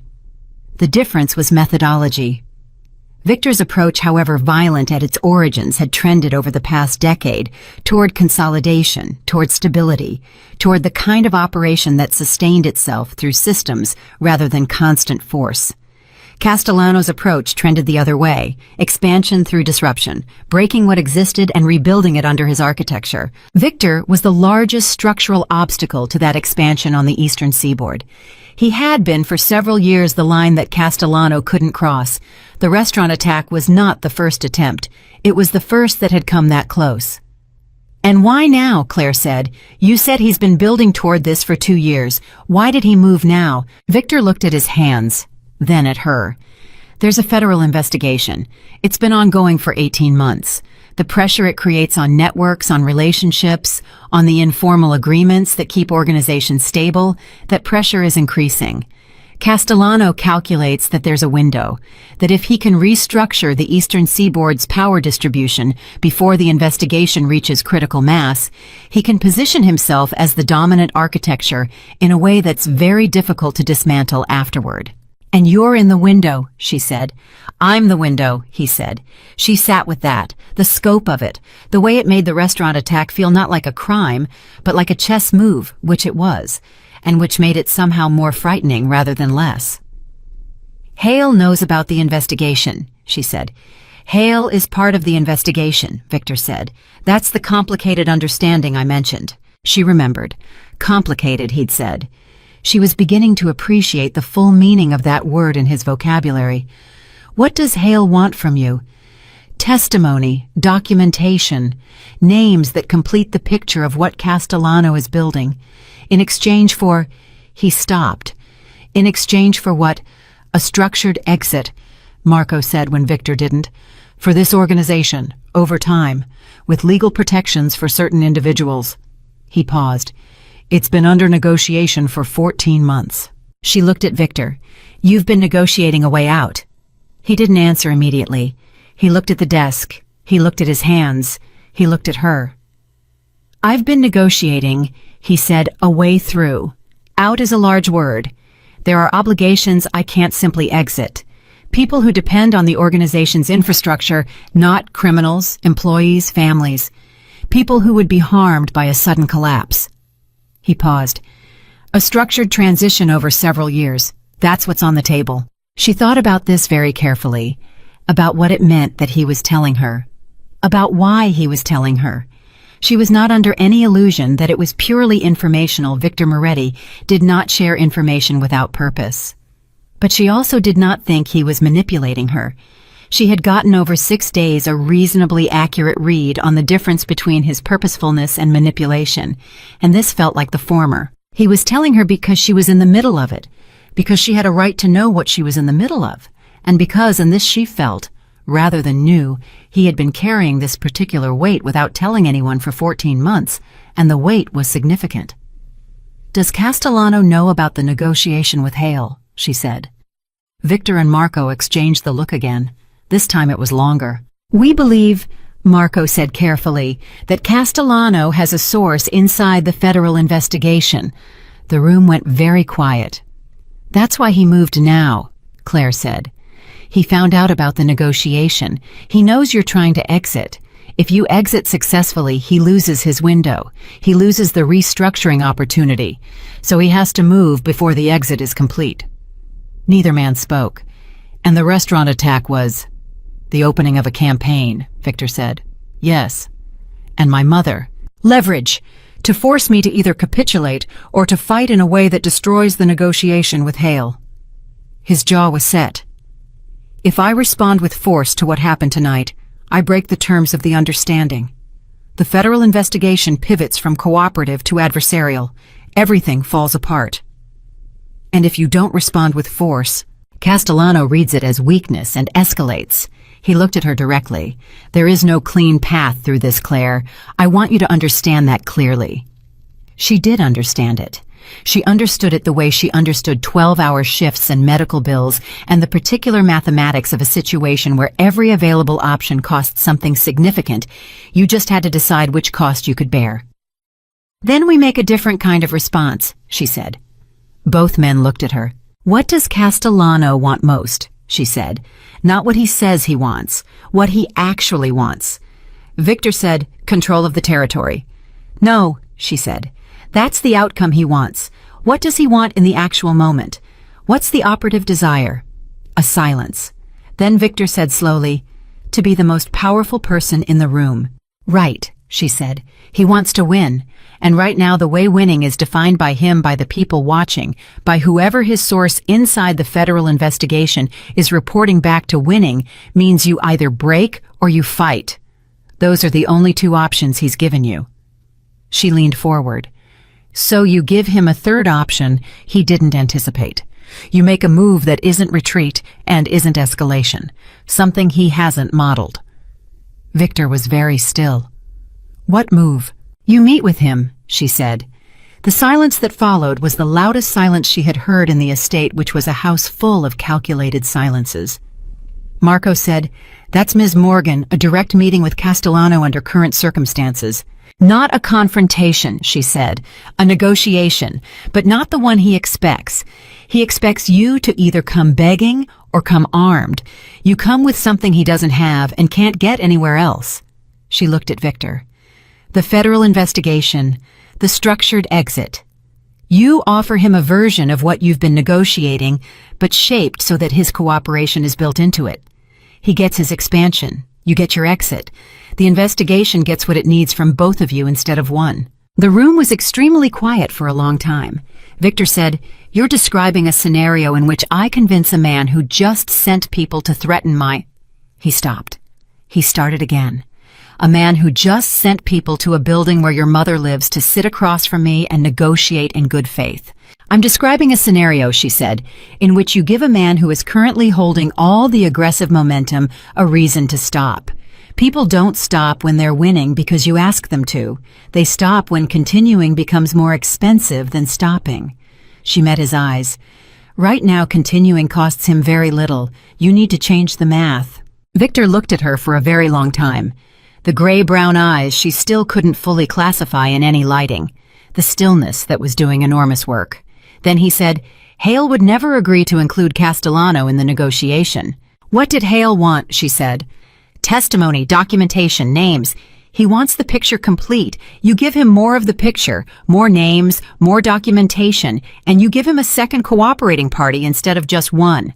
A beat. Hale is a pragmatist. You told me that. Give him something more pragmatic than what he already has. Marco said, This is... He stopped. He started again. This is either the most intelligent thing I've heard in this room, or it's the most dangerous. In my experience, Claire said, those are usually the same thing. Victor almost smiled. He turned away. He walked to the window, not to look at anything outside, she understood now, but because he thought better when he was moving, when there was a direction to face, even if the direction was arbitrary. She'd learned that about him. There was a list of things she'd learned about him, and it was longer than she'd expected, and more specific than she was entirely comfortable with. She waited. At 3:45 a.m., an hour and 28 minutes after the call that had pulled her out of bed, Victor turned back from the window. I'll call Hale at 6, he he said. "Before I say anything to Castellano, I need to know whether there's space in the current framework for an expansion of the cooperative agreement. And if Hale says no, then we find a different angle." He looked at her with an expression that was direct and unguarded in a way that his face wasn't always. "You should know what you just described, the structure of it, the logic that's not a civilian way of thinking about this. I grew up working," she said. "Working-class people think about leverage and math and the cost of every option every day. We just don't usually do it in rooms this nice." Something moved across his face. Not the almost smile. Something fuller. Something that belonged to a person who had just heard something true. "No," he said. "I suppose you don't." The call to Hale happened at 6:12 a.m. Claire was not in the room for it. Victor made that call alone, which she understood and didn't challenge. She was in the kitchen with a real cup of coffee made by a man named Ernesto, who worked the early kitchen shift and who had on day 3 of her stay started making her coffee without being asked because he had noticed she came down early and looked like she needed it. She appreciated Ernesto enormously. She was on her second cup when Marco came in. "Hale said yes," Marco said. She set down the cup. "To which part?" "To exploring whether the framework can be expanded." Marco pulled out a chair and sat down across from her, which was unusual. Marco rarely sat when he could stand. It meant the information was significant enough that he wanted to be level with her when he delivered it. He also said, and I'm quoting directly, because Mr. Moretti said you'd want the exact words. He also said, "Tell Moretti the woman in that house is either the best thing that's happened to this negotiation or I'm in the wrong business." She looked at her coffee, then at Marco. "What did Victor say to that?" Marco almost smiled. He said, "Both." Ernesto refilled her cup without being asked. At 10:30 a.m. Hale arrived at the estate in person. She knew this because she heard the gate and then heard voices in the entry hall and then heard the particular quality of Victor's voice when he was managing a conversation with someone he respected but did not fully trust, a careful register she'd identified around day 4. She stayed out of it. She went back to the library. She sat with a book she was actually reading now, and she thought about her mother in a hotel room being annoyed about a gas leak. And she thought about Caruso somewhere with his daughter's medical bills paid, and a second chance he probably didn't expect.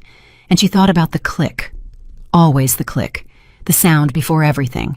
She thought about how you could spend your whole life invisible and useful and careful, absorbing the complexity so that others didn't have to.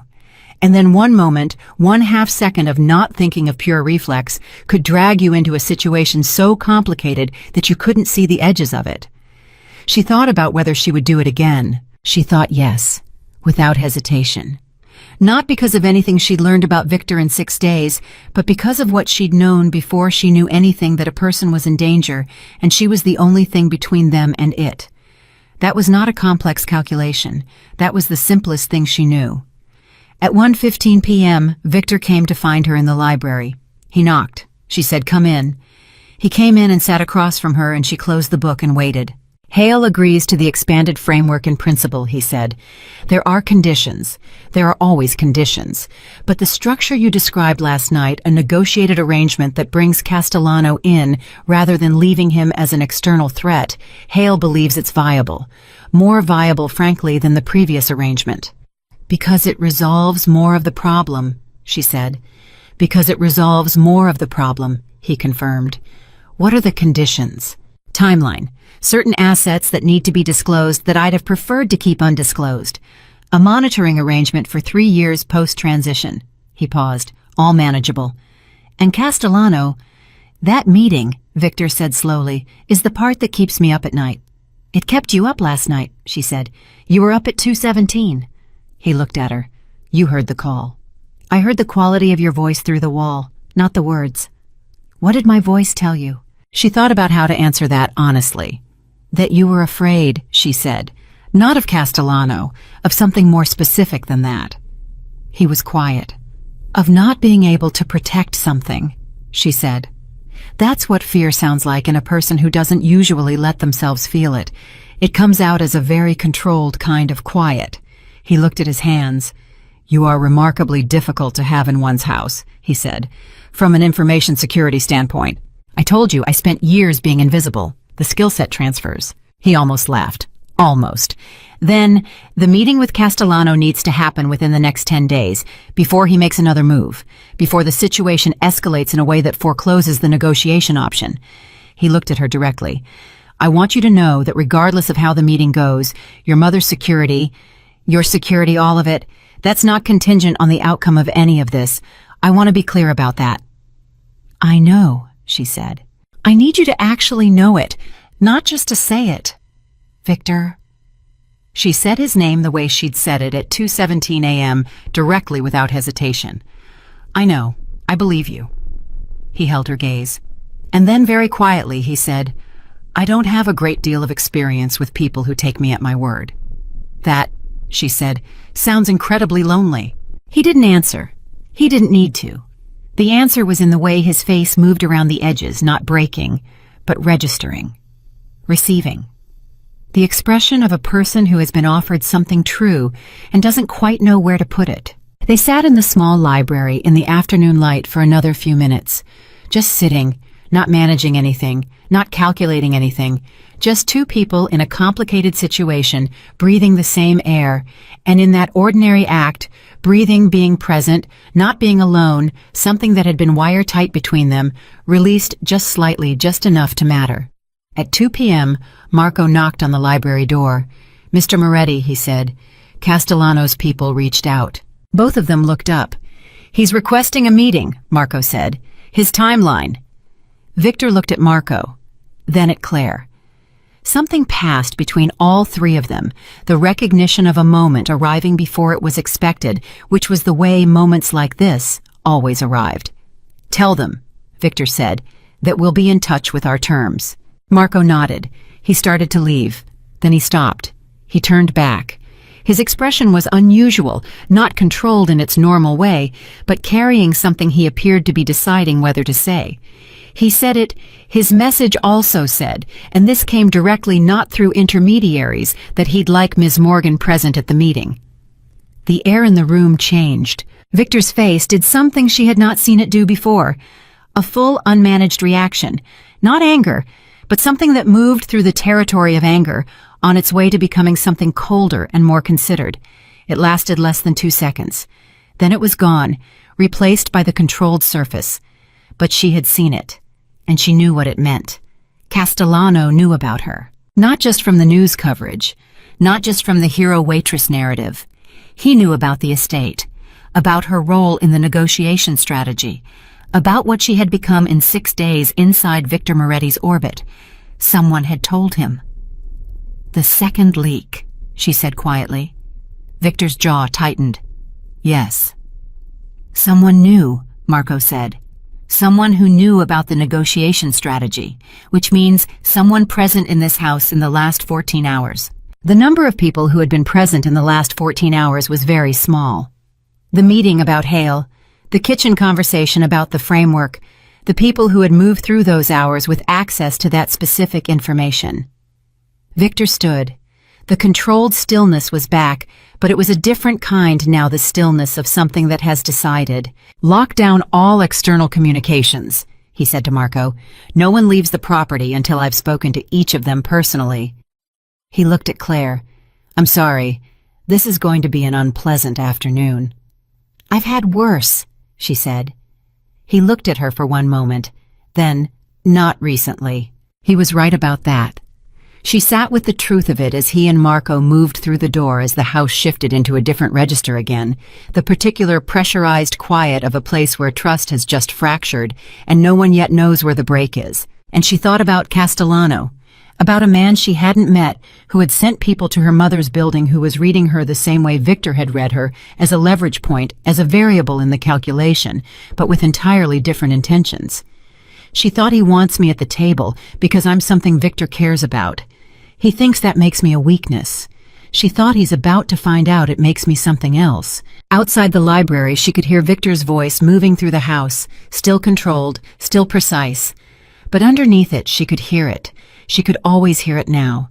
Something that had been pushed past a line. She picked up her book. She didn't read it. She held it and she thought, and she waited for the afternoon to become whatever it was going to become. Her shoulder throbbed. Her coffee had gone cold. Somewhere in a hotel in a borough she loved, her mother was annoyed about a gas leak. And in a building in the city, a man named Castellano was waiting for an answer. He was about to get one he didn't expect. The second leak had a name by 6 p.m. His name was Torres. He had worked for Victor for 4 years, managing communications between the estate and the legal team. He was 31 years old. He had a gambling debt that had reached a number that changed a person's decision-making in ways they didn't always see coming. Castellano's people had found the debt the same way they'd found Caruso's daughter, through patient, methodical research into the pressure points of people who surrounded the man they wanted to reach. Victor found out at 5:47. Claire knew because she heard the quality of the silence that came after Marco said the name in the hallway outside the library. That specific silence, the one that wasn't empty, but full-packed with something being processed and contained simultaneously, she could read it now, the way she read everything about this house, the way she'd come to read him. At 6:15, Torres was driven off the property, not harmed, not threatened, simply removed with the weight of Victor's knowledge resting on him like a sentence that had been handed down without requiring words.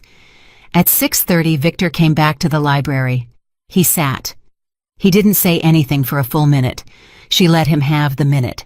Then he said, "I keep surrounding myself with people whose breaking points I don't find until they've already broken." "That's not a failure of your judgment," she said. "That's a failure of the circumstances those people are put in. There's a difference." "Is there?"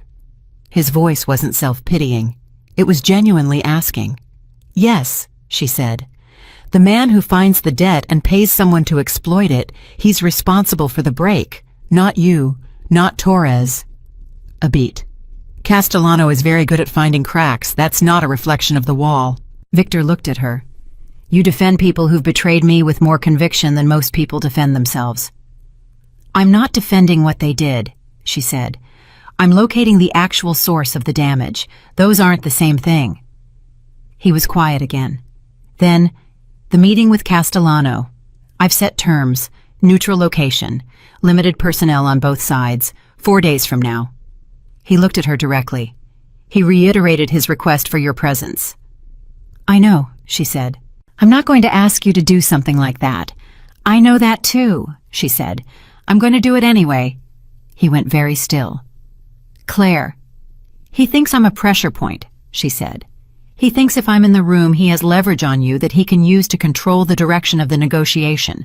He's planning to use me against you." She held his gaze. "Let him think that, and then let me be the thing that changes what the room feels like."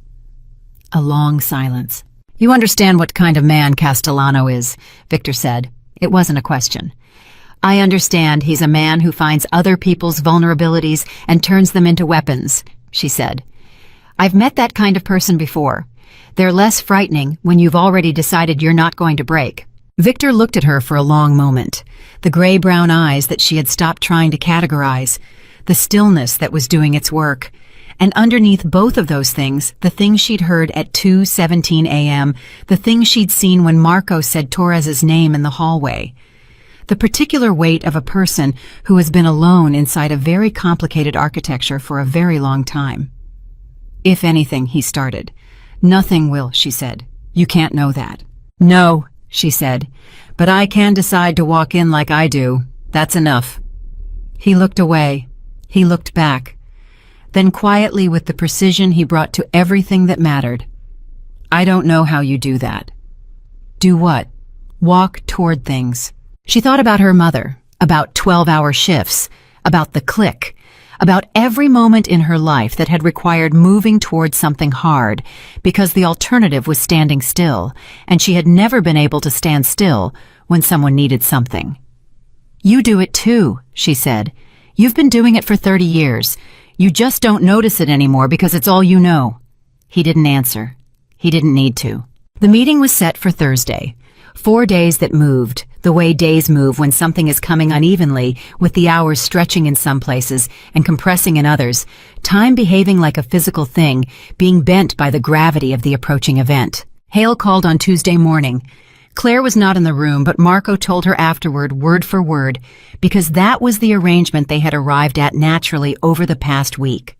Marco, as the conduit between the two halves of this situation, moving information between them with the reliability and discretion of a man who understood that information managed well was its own kind of protection. Hale had said the expanded framework was conditionally approved by his supervisors. The conditions were significant but not insurmountable.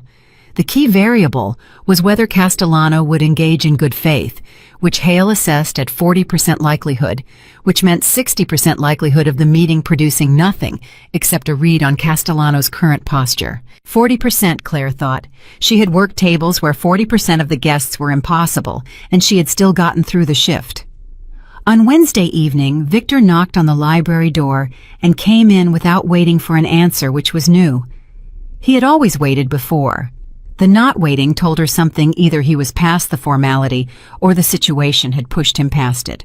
Both were probably true. He sat. He put something on the table between them. A folder, thin. He didn't open it. "I want to tell you something before tomorrow," he said. "Something that isn't about the meeting." She waited. "When I was 23, he said, I made a decision that set the direction of the next 30 years. I made it because of circumstances and because of who I was at 23, and because the alternative at the time felt like nothing, like disappearing." He paused. "I've been trying to work out for a long time whether a different decision was available that I didn't see, or whether I saw it and couldn't take it." She didn't say anything. She understood he wasn't looking for absolution. He was looking for something to do with the truth of it before tomorrow, when the truth would need to be set aside to function. "What would the different decision have looked like?" she said. He thought about it. Actually thought about it. She could see him doing it, the real work of the question, rather than a deflection from it. "Smaller," he said finally. "A smaller life. A harder one probably, financially, but one where the weight was mine alone." He looked at the folder without opening it. "I've spent 30 years learning to carry weight that isn't mine because I made myself responsible for too many things. And now I'm trying to put some of it down, and I don't entirely know how to do that without everything collapsing." "The negotiation with Hale," she said. "The structured exit." "Yes, that's the how," she said. "That's you figuring out how to put it down without dropping it." He looked at her. "You make it sound manageable." "It is manageable," she said. "It's not easy. Those aren't the same thing." He opened the folder. Inside was a single sheet of paper. She looked at it. It was a document, legal language dense, but she could read the shape of it. Her name was in it, a financial arrangement, specific, substantial, extending forward in time. She looked up. "Your mother's medical costs," he said. "In full, indefinitely. And a separate arrangement for you for school if you want to go back, for whatever you want to build." He held her gaze. "Before tomorrow. Not contingent on anything. Not contingent on the meeting, not on the outcome, not on—" He stopped. Started again. "I wanted you to have it before, not after, so you know it has nothing to do with anything except what I owe you." She looked at the paper. She thought about the cost of her mother's medication, the number she carried in her head, the way you carry the combination to a lock, automatically, permanently, always accessible. She thought about the degree she'd started and put down when her mother's health declined, the thing she'd filed under maybe someday and stopped opening. "Victor, don't tell me you don't need it," he said. "I know you're capable of managing without it. That's not the question. The question is whether you'll let me do the one concrete thing I know how to do."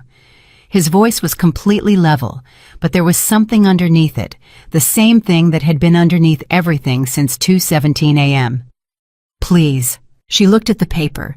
She thought about pride, and she thought about her mother, and she thought about the degree, and she thought about the word please, coming from a man who she suspected had used it fewer than 100 times in his adult life and meant it fewer times than that. "Okay," she said. He exhaled, just once, just slightly. The exhale of a person who has been holding something and has just been given permission to set it down. "Thank you," he said. "You keep thanking me," she said. "We're going to run out of things to thank each other for." "I'm not sure we are," he said. Thursday arrived. The neutral location was a building in Midtown, a conference floor managed by a law firm that worked with both sides in the kind of arrangement that existed because New York was a city where every possible combination of people had professional relationships that operated independently of personal ones. Hale would be present off to the side in an observing capacity that was technically unofficial and actually central. The drive-in was quiet. Victor in the back, Marco in front, Claire beside Victor, which was where she had ended up, because the car had 3 seats in the back, and Marco had gotten in front without discussion, and she had gotten in back, and the door had closed, and they were moving. Victor said nothing for 12 minutes. Then, if you want to change your mind, I don't. The car can turn around. Victor. His name the direct way, the way that meant she was done with the offered exits. I'm here, let's go. He looked at her. Something in his face, the same, something that had been building since the library and the folder and the pleas. Something that was very close to visible now, barely contained by the controlled surface pressing against it from the inside. He said, "Okay." Castellano was already in the room when they arrived. He was smaller than she'd expected. That was always the thing with men who held enormous power, the gap between the size of their influence and the size of their physical presence. He was 60, maybe 62, with silver hair and the compact, deliberate physicality of a man who had spent decades being underestimated and had learned to use it. His eyes moved to her immediately, not to Victor, to her. She looked back at him without flinching. He smiled, the smile of a man who has just received information he was waiting for a read on someone, a confirmation of a theory. He thought her presence here meant what he'd predicted. He thought she was the variable he could use. She let him think it. The table was long. Victor sat on one side, Marco to his left, Claire to his right. Castellano sat across, flanked by 2 men she didn't know. Hale sat at the far end at an angle that was technically outside the main axis of the table, in the observing position that was also the listening position. For the first 10 minutes, it was Victor and Castellano direct measured the language of 2 people who had been circling each other for years and were now finally occupying the same room. The conversation had the density of something that was also a history, every sentence landing against the background of everything that had happened before it. Castellano said, "You've been trying to exit." Victor said, "I've been trying to transition."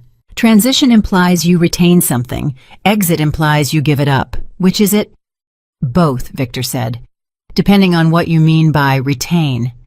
Castellano smiled again. He looked at Claire. And the waitress. What does she retain? The word waitress. The way he used it not as a description, but as a diminishment. A filing of her into a category that made her smaller than she was. She said before Victor could respond, "Mr. Castellano, I understand you requested my presence specifically." He turned to her fully, surprised almost imperceptibly, but she caught it. He hadn't expected her to address him directly. He'd expected her to sit and be the thing she was supposed to be in his model of this meeting. "I did," he said. "Then let's not waste time," she said. "You think I'm here because I'm something he can't afford to lose. You think that gives you a position in this room that changes the negotiation." She held his gaze. "You're right that I matter to him. You're wrong about what that means for you." Silence. Real silence. The kind that means something has entered the room that wasn't expected. Castellano said, "Is that so?" "The leverage you think you have," she said, "requires him to be afraid. And you can't make him afraid because the thing you'd threaten is already protected in ways you can't reach. His response to your approach at my mother's building was to put her somewhere you'll never find. A beat. You burned your leverage the moment you used it. You just don't know it yet." Castellano looked at her for a long moment. Then he looked at Victor. "You let her talk," he said. "Not a question. Something between observation and respect, and something less comfortable than either." "I listened to her," Victor said. "There's a difference." Castellano leaned back. He was processing. She could see him doing it, the reassessment, the recalibration of what this meeting was and who the people across the table actually were. She said, "What you actually want, Mr. Castellano, is the territory, not the fight. The fight is expensive, and the federal investigation makes it more expensive every month it continues. You know what Hale has. You know what a full prosecution looks like for your organization." She glanced at Hale at the end of the table, who was looking at his notepad with an expression of deliberate neutrality. What if there was a structure where you got the expansion without the war, without the federal exposure, built into the same framework that Victor's been negotiating? Castellano was very still. "You're asking me to cooperate with a federal investigation," he said flatly. "I'm asking you to consider whether controlled cooperation on your terms is better than uncontrolled prosecution on theirs," she said. "You're 60 years old. You've built something. A war with Victor destroys it whether you win or lose because Hale closes in during the chaos. A negotiated structure gives you 10 more years of Operation Legitimate Expansion and an exit that doesn't end in a courtroom." The room was extraordinarily quiet. Haley at the end of the table turned a page in his notepad. He didn't look up. Castellano looked at Victor. "Is this your offer delivered through her?" "This is her read of the situation," Victor said, "which matches mine, which Hale's office has conditionally agreed to explore." A pause. "It's not a trick, Enzo. It's a door. You can walk through it, or you can spend the next 18 months watching Hale's team take apart everything you built." A very long silence. Then Castellano said to Claire, "How did a waitress learn to think like this?" "I told you," she said. "I'm not a waitress anymore." Something shifted in Castellano's face, the smile again, but different this time, less calculated, something almost genuine. "No," he said, "I can see that." The meeting lasted 3 more hours. Hale became fully present at the table around the 90-minute mark when it became clear that Castellano was engaging seriously rather than performing engagement. The framework was rough, conditional, full of variables that would take months to work through, but the architecture of it was there. The shape of a solution that 6 days ago had not existed because no one had thought to construct it that way. She didn't say much after the opening. She didn't need to. She had done the thing she came to do, shifted the weight of the room from confrontation to possibility, and the rest was the work of men who had spent decades in this world and knew how to build things inside it. She sat and she listened, and she watched Castellano across the table, and she thought, he came in here thinking I was a weakness. He's leaving understanding I was something else. She didn't know exactly what. She was still working that out herself. The drive back to the estate was different from the drive in. Victor sat beside her and Marco was in front, and this time the 12 minutes of silence felt like a different kind. Not the silence of something approaching, but the silence of something having passed. The specific quiet of people who have come through the far side of something and are still taking inventory. Victor said, "Hale's going to call it a breakthrough." "It's a beginning," she said, "not a breakthrough." "He'll still call it a breakthrough. Hale can call it whatever he wants." Victor turned to look at her. The city moved past the windows. "You were extraordinary in there. You keep using that word. Because it keeps being accurate." She looked at him, and she thought about the word extraordinary, and she thought about Marco saying it in the hospital, and Victor saying it now, and the gap between the two moments, everything that had happened in that gap, the stitches and the estate and the library and the folder and the pleas, and she thought, I started this as someone who heard a sound and moved. I don't entirely know what I am now, but it's not what I was before. She thought that was probably the right direction. 6 months passed. They pass the way months pass when they contain real work unevenly, with some weeks feeling like days and some days feeling like weeks with progress that was measurable only in retrospect because it was too incremental to see clearly from inside it. The negotiated framework between Victor's organization, Castellano's network, and Hale's federal investigation took 11 weeks to reach a formal agreement. It was not a clean agreement. Nothing with that many moving parts and that much history was ever clean. But it was a real one. Hale's office called it in the official documentation a structured cooperative transition. Hale called it privately to the two people who had made it possible, the most complicated thing he'd ever seen work. Castellano held to the agreement. Not perfectly, there were incidents, adjustments, moments when the structure strained. But he held, because the math held, because Claire had been right about the math. Victor's organization began its transition, slowly, expensively, with the particular pain of any large thing changing direction. Marco managed most of the daily operations of it with the competence and discretion he brought to everything. Victor managed the architecture of it. And somewhere in the process of managing the architecture of one thing's ending, he began to see the shape of what might come after it. Claire went back to school. It was not dramatic. It was paperwork and an orientation session and a Tuesday morning when she sat in a classroom for the first time in 4 years and felt like herself in a way she hadn't expected. Not the woman from before, not the person who had stood in the conference room in Midtown and changed the shape of a negotiation, but something that contained all of those and was still becoming something it hadn't finished becoming yet. She called her mother from the parking lot after orientation. Her mother cried. The good kind of crying, the kind that is really relief, wearing the costume of tears. "I'm proud of you," her mother said.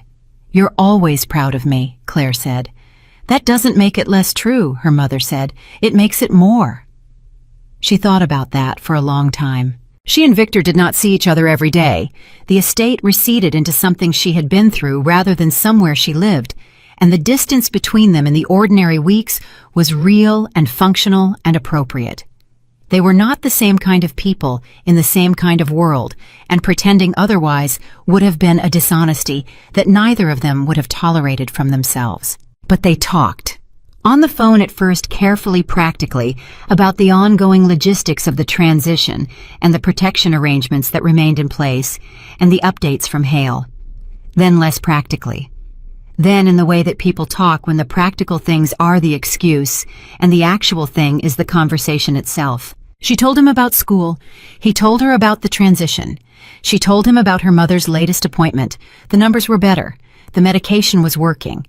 The doctor had used the word stable with a warmth that meant something more than the clinical definition. He said, "I'm glad."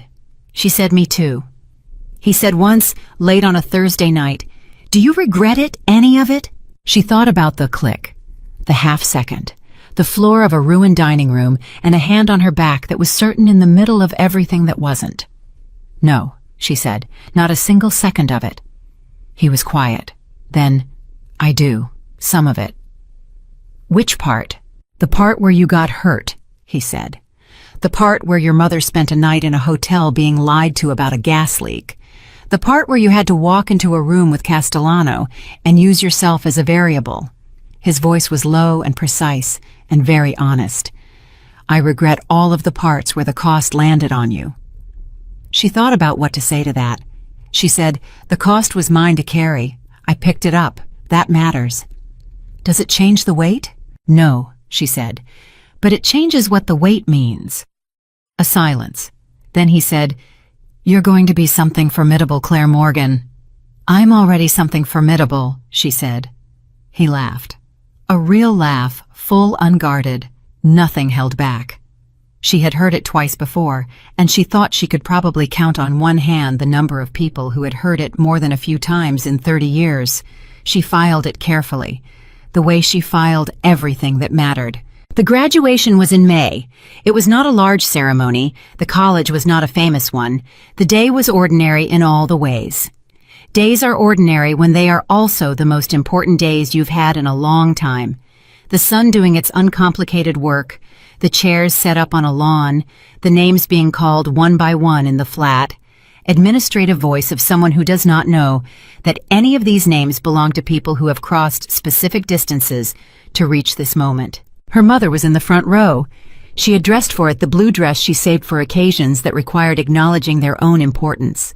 She was holding a program with both hands, and she had been crying since before it started, which she denied whenever Claire looked at her directly. Claire Morgan's name was called. She walked across this platform.